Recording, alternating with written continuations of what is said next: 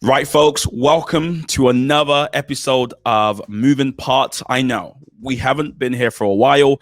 It's because we've been trying to sort out this whole remote working thing. Mike's been going through stuff. I've been going through stuff. We've all just had stuff going on.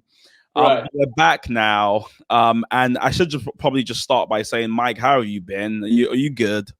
Yeah. Thank you, and hello everybody. And I am good. Like you said, we're trying to navigate these choppy COVID waters. But I'm happy to see you. I'm happy to see your bedroom. And I like the plant. I think I should try and get a plant or something. I feel very bland. Yeah, I mean, early on when we all first got Zoom, we were trying to figure it out. Now I think we've got you need to have a plant or bookshelf, Right. and you have to make sure you have books that make you look smart as well. You can't just have a random encyclopedia there. Everyone goes, you have to have a nice book. But anyways, we're back. We're Moving Parts, and for folks who don't know, Moving Parts is the show where we try and give you.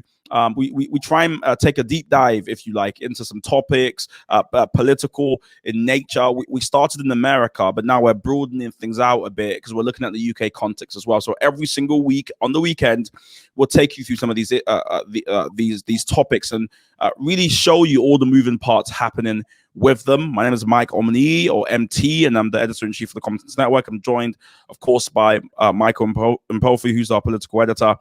And because we haven't been here for so long, we thought, why don't we start with a nice celebratory episode? And so today we're going to give you a buffet, if you like, lots of little bits and bobs as we consider some top stories in America, but also some interesting stories here in the UK. Now, we're going to get straight into it with this one because, we started out when the presidential campaign in America was ongoing. At the time, there were debates happening. Remember those debates, Mike? Remember us debunking some falsehoods, rating them? Well, Joe Biden is now the president. It's not yet 50 days, but the hallmark for presidents is what happens in their first 100 days. So we want to ask Mike, and what I would love to hear from you, Michael, is Biden's been president for a while. How would you rate his so far? People said he would be senile, he'd be boring. What do you think? How do you rate his presidency? Yeah, look, I agree with the people to a large extent. MT, he is boring. Let's be honest. He's not. When I get a notification on my YouTube saying White House press conference with President Biden, I'm not looking forward to it. It's not entertaining. It's not inspiring. However, we all need to be adults about this here. We're not looking for that for him to be an inspirer. We're not looking for him to do yes, we can. We're looking for him to restore trust in a leading democracy in the world, which I think is his main agenda at this stage. And we've seen it. He starts off by signing quite literally what was like a wad. I don't know what the word is, but I think wad is correct, of executive orders. I think he signed over 30 in his first 10 or so days. And that was mainly to undo a lot of Trump's interesting policies, to say the least, but also to reintroduce America, I think, to the global community, putting them back into the Paris Agreement, re-signing to be back in terms of the World Health Organization.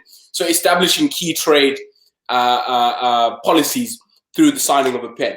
So that's step one. Step two is obviously, he's trying to make good on his promise to deliver $1.9 trillion to the American people. And a huge chunk of that money is going into checks. People are going to get checks in the post of about $1,400. So, is he inspiring? No. Is he trying to do what an adult would do in this situation? Yes. And so I'll give him a strong B+, because all the indicators are telling us that we're going to have a sensible person behind that resolute desk.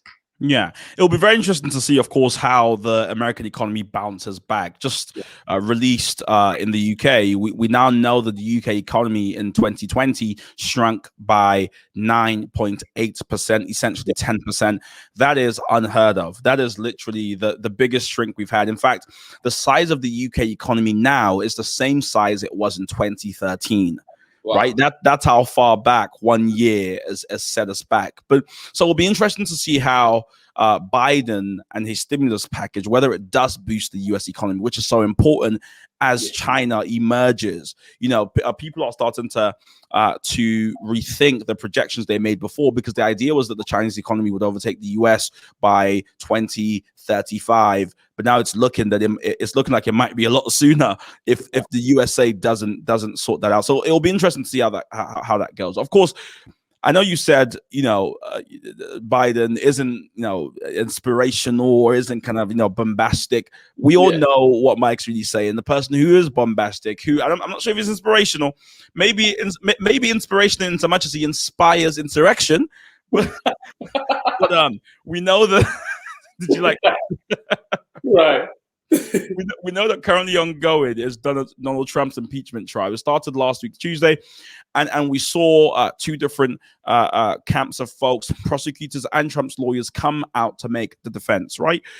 You had the prosecutors rightly saying that, Trump, he inspired insurrection. They showed his speeches. They played a 10-minute monologue of him saying all sorts of things like, we have to fight them back. Rudy Giuliani, his lawyer, who's since left Donald Trump, said we have to, what did he say? I forgot the quote. He said we have to fight them with fire, something like that, right? The defense made their case, saying that this is just a politically motivated thing. It's not gonna. This is a political witch hunt, if you like. They showed tapes early into when Trump was actually running with Democrats, and the quote was that they were burning with insatiable lust, trying to attack Donald Trump. So the idea there is that this is literally just a witch hunt, Mike. By the time this video goes out, which I think is a Sunday, on the Monday, we probably will have a sense of whether Donald Trump will be impeached or he won't be. What are your thoughts? I know it's early to make. I know it's probably like, it might be obvious to some, but what are your thoughts? Do you think Trump will actually be impeached by the Senate come Monday or Tuesday? Yeah, look, everything you've said there is spot on in terms of just the ability to position Trump in the way that the Republicans, the Democrats rightly should, because of what he was said. But I do think a lot of Trump supporters, as it were, still have a strong voice within America. People forget that Trump got quite a significant chunk of the voting. He broke records himself. I think it was over 70 million, if I'm not wrong there. And the point being, there's a huge sector of the Republican Party that's still Trump's Republican Party.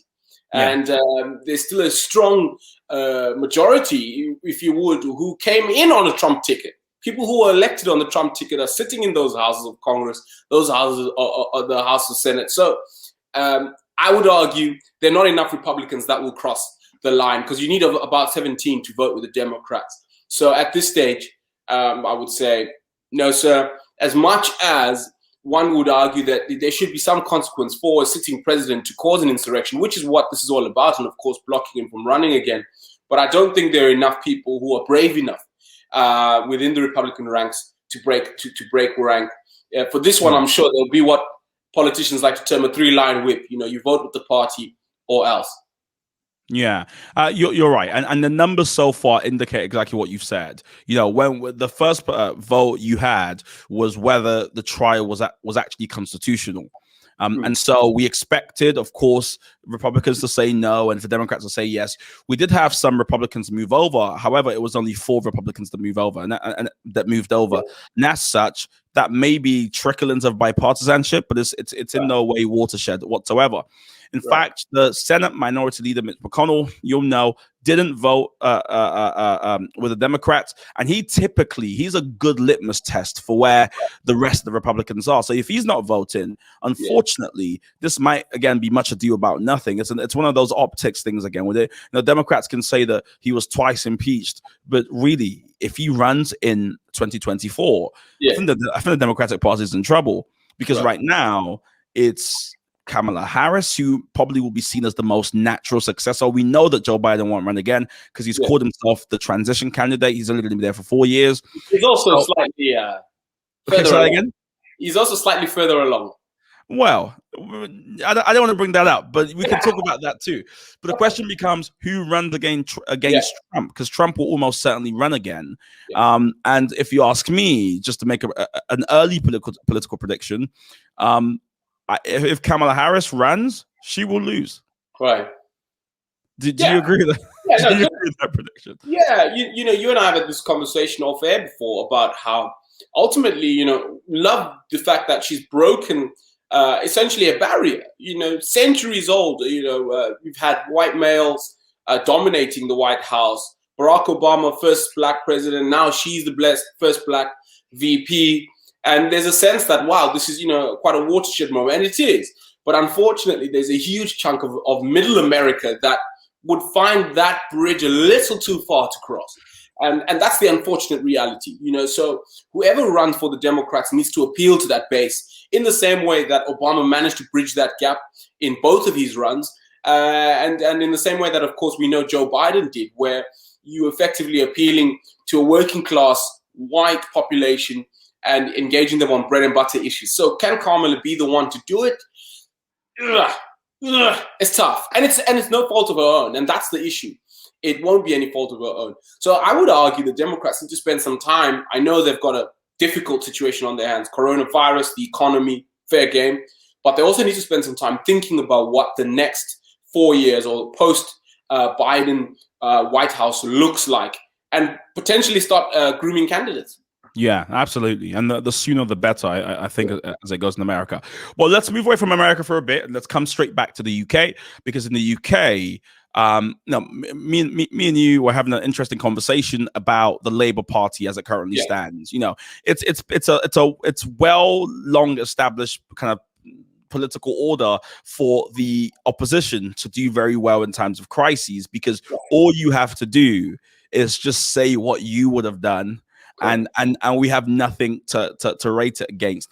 But Sir Keir Starmer seems to have a unique problem because he's lagging in the polls. He's polling as of 2 weeks ago was at the same place Jeremy Corbyn was when he first started, and we all know how uniquely loathed Jeremy Corbyn was at the beginning of his leadership of Labour. He then won people over as he went on, and then dipped again. But the question here is, why isn't Labour emerging as this kind of, you know, competent government in waiting? Why do people still not trust Sir Keir Starmer? Why? I mean, not only just externally, but even within his own party, there's this infighting. You see, it's relentless. Every week I'm on Twitter, I see Starmer out, Starmer out, Starmer out. Yeah. What's going on with Labour? What's going on with the opposition? Yeah, you raise a good point. You know, this is a perfect opportunity, I would argue, for Labour, or it was, let's put it that way, a perfect opportunity for Labour to position themselves as a government in waiting. You know, let me now dish out what could be termed as free advice. This would have been the perfect opportunity for them to say, look, we put together our 10-point economic plan, because politicians and political parties, and unfortunately the media, love a good 10-point plan, but they'll also love to amplify those things, right? But let's put together a plan on a serious note. You know, if you're the shadow chancellor of the Exchequer, Annalise, you're saying, okay, what would an economic policy under our government look like? And then map that out. What we've had in the Labour Party, I believe, is a bit of a weird situation where the best thing they can do is oppose something, not present an alternative. And then, of course, 5, 6, 7, 8 days later, go back on that position. You know, Sir Keir has had no clear plan, in my opinion, on even Brexit. I'd like to know, you know, the single most important issue outside of the pandemic, the Labour Party has no position on it. If you're the government in waiting and you have no position on the single most important issue outside of a pandemic, we have a problem. Yeah. If we don't know what your economic policy seeks to do, we have a problem. And I think there's an assumption within the Labour Party that people will simply fall back and revert to voting for the party, especially, you know, north of the country where they lost a huge majority there, just because, you know, Boris Johnson and his team have fumbled here and there. I think the voters are a little bit more intelligent than that, and they would like to know, what are we voting for? So it has been nothing, in my view anyway, it's been nothing short of unimpressive and a missed opportunity. And I would argue his position at this moment, MT, is quite it's quite tenuous. Yeah, it is. I'm fearful too because I don't want Labour, like, any liberal, any modern liberal democracy needs a strong opposition. Yeah. We all know that. That's like a political maxim that everyone believes. Yeah. And so what would be really sad would be if Labour entered this kind of Man United season period where after Sir Alex Ferguson left, we just went through a roster of just leaders, Right. acting as though our issue was solely a leadership issue. Yeah. I just gave away that support Man United, but there you go. That's an Easter egg for somebody. Right. Speaking more seriously, no, Labour has probably a bigger internal problem than it wants to admit because Labour's always been a broad church. It's actually quite interesting because to go back to America for a minute, it's progressives in America, those who would call themselves progressives, although they're not as coalesced as Momentum is in the UK, but I always liken the progressive movement in America on the Democratic side to the Momentum movement in the UK. And what's interesting about them is Labour's always been the broad church. The Democratic Party has always been the party of the others, right? Everybody else who's not who's not white, whatever people often say. Yeah. But what's transpired as of recent is the progressives have sought to become almost like a separate group in and of themselves because they think those who are Democrats are corporate Democrats. They're not really democratic. And so they become insufferable almost, where every single political leader has to have this litmus, this moral purity test. If they don't meet it, and in the same way, you have Momentum that I still think has a stronghold on Labour, such that Keir Starmer, for a lot of people, isn't red enough. Right. Yeah. And every leader that we can float is like not good enough. If it's not Jeremy Corbyn and and he's kind of saintly features where he's this this larger than life teddy bear who's also like a Father Christmas. If it's not him, then nobody should lead Labour. And of course, the problem is he's not electable. Right. Shoot me if you want, but he's not electable. Right. But you're right. It'll be interesting to see what happens because we definitely need a strong opposition, and no doubt we'll be following that story even more closely than we were before. Important to know, everything we're talking about, folks, you can check it out if you go on tcsnetwork.co.uk. That's tcsnetwork.co.uk. We've got people writing about these issues, getting into the debates if you're interested in what's going on. Now, let's move straight on to a news article. Sorry, a watershed kind of story, really, that took place just yesterday, if I'm correct, or 2 days ago, just yesterday. And this is about Meghan Markle and her win against the Mail Line for publishing letters to her father, which she said was unlawful, and they lost the case, essentially. This is important because, we know that the UK press, they're uniquely loathed. The Eurobarometer, which measures trust in the EU, put the UK news market the bottom of the list in Europe 4 years in a row. So we've got a problem. But we never thought they could be beaten. It was like they've been the Goliath for so long. When you read the story, Mike, what did you think? Yeah, no, I actually think it is a watershed moment, like you point out. Matter of fact, I think it's an important one and a good reminder. I think that's the thing for me. I'm a purist. So let me put it out there. A purist in this sense, I still believe in doing things properly. So if you're going to put something out there, make sure you've done your research. It's probably one of my biggest issues in terms of, when someone says to me, "Oh, mate, could you just look at this real quick?" I can't. I just can't. I want to make sure I look at it real quick, yes, but real quick properly. And the point for me is, of course, look, I'm trivializing that aspect, but I'm making the point that there's still merit in being able to publish content, not just for clickbait, which, of course, we understand that people's livelihoods, it's all linked and it's all connected. But if you're going to do that, make sure that you are a source that people can trust on and can rely on. So I would absolutely, personally, I'm welcoming the judgment, and that's a good reminder for news outlets there to look in and say, okay, what are we about to put out? What litmus test do we have internally, and will this pass that test? And then when that's put out there, we know we're confident we can back ourselves in a court of law. So if anything, a nice warning for people like ourselves who are in the media to say, how can we continue to make sure we're not just putting things out there for clickbait, but we're adding value? It's about the value add here. And I also suppose you touched on something there in terms of, just, Meghan herself, I believe anyway, was never given a fair opportunity, whatever that means. She wasn't. Like, let's be honest. I mean, she was barely, unfortunately for her, she married into the job, and she was barely, 2-3 months into the job. In fact, pre-marrying into the job, there was a huge, I don't know why, outrage. I think I know why. Fair enough. Let me leave our viewers to figure it out and reach their own conclusions. But personally, I just think it's a bit shallow, and it also shows, more importantly, how much more progress we still need to make in this area as a society and as a country. And it's really unfortunate.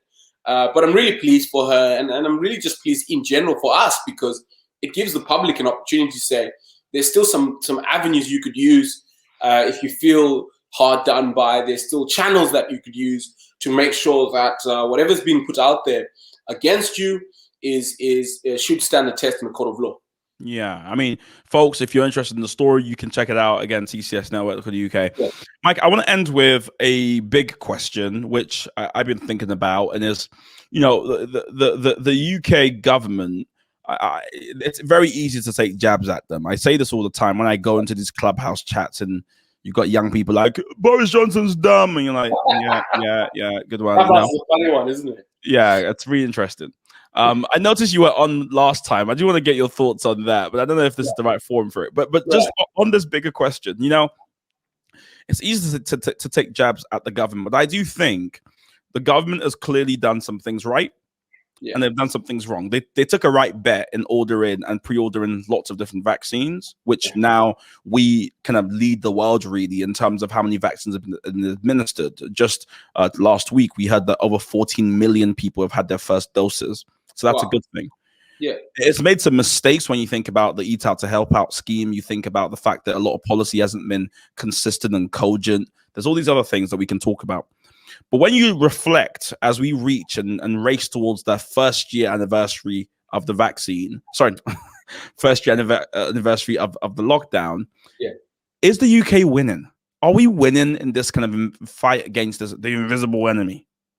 Yeah, you touched on a key thing there, MT. Look, we got it right in terms of pre-ordering a ton of vaccines. We got it right, in my view, in terms of making sure we've got some sort of support grant for small businesses, some sort of support for people who are unable to go to work due to the pandemic, so furlough scheme, etc. And of course, there were people that fell through the cracks, a huge amount of people. There's no negating that. I do think, in the main, if you're looking at the situation as an extraordinary, once-in-a-century occurrence, in the main, the waters have been choppy, but we've stayed afloat. And I think that's a point to be celebrated. If you look, relatively to some of our neighbors in Europe and elsewhere in the world, America's a perfect example where huge amounts of just, economic just chaos brought about by this thing. So I think as a nation, we've been very fortunate, and you must, tip your hat to the people in charge, because it can't be easy. Where my biggest frustration has been a lack of policy consistency and cohesion. A singleness in policy consistency and cohesion. I know people hate this analogy or this comparison, but I think it's worth learning from. You don't always throw the baby out with the bathwater. Let's look at what happened in Australia and New Zealand. Yes, I know, they're islands, they're far away, smaller population. Yes. However, they had consistency in the application of their policy. So you had a situation where you could have confidence in government messaging because you knew it wasn't going to change 3 days later. And I think for us, that was our biggest issue. I understand that Mr. Johnson and his team are in a predicament. How do you continue to navigate an ever-changing, virus? How do you track this thing? But I also think there was, in my view, a little bit too scared to make some tough decisions, unpopular decisions that would have ultimately benefited us. No one likes a wartime prime minister, except when the war's over and we've won it. Right? That's the reality. but you need to, because ultimately, heavy is the head, right? So you must make those decisions, and I think we could have done better in terms of policy cohesion, consistency. Where Hancock is telling us to go to Cornwall, Grant is telling us not to go to Cornwall. Boris says we might go to Cornwall. Pretty says you better not be in Cornwall. So which one? Lock you up. Yeah, exactly. So which one is it? So that's all I'm saying. Policy cohesion, and some sort of consistency. It's hard to disagree with you. I think you've hit the nail spot on the head there. That is exactly what I would say too has been a kind of an issue for me is that consistency. And I guess we should temper that with also, when the facts change, a good leader changes his ideas. Otherwise, he would be accused of not being agile and being brittle and things of that nature. So we'll be watching is probably the best thing to say here. So thanks for that answer, Mike. And I want to encourage everyone who's listening to subscribe and be a member of our growing family. Every single day, we've got different videos coming out, podcast, videos, breaking things down, helping you understand what's going on. And here's the thing that no one's told you. Once we reach 1,000 subscribers on YouTube, we've got an exciting video we're going to be dropping that's going to be really interesting. I won't tell you much about it, but that's coming up the hill. So literally subscribe, put your notifications on so you hear about the next episode. From the next episode, we'll go back into our kind of normal posting schedule where every single week you'll get updates from us, and we'll probably dig into less stories, but get more into the detail and all the kind of things that's happening within them. But thank you for being part of this. Thank you for watching this show. I get lots of feedback from it, so please let me know what you think as well. Comment down below your thoughts. We love engaging with people, so we're going to engage with you if you comment. And thank you for everything. And we'll see you in the next one.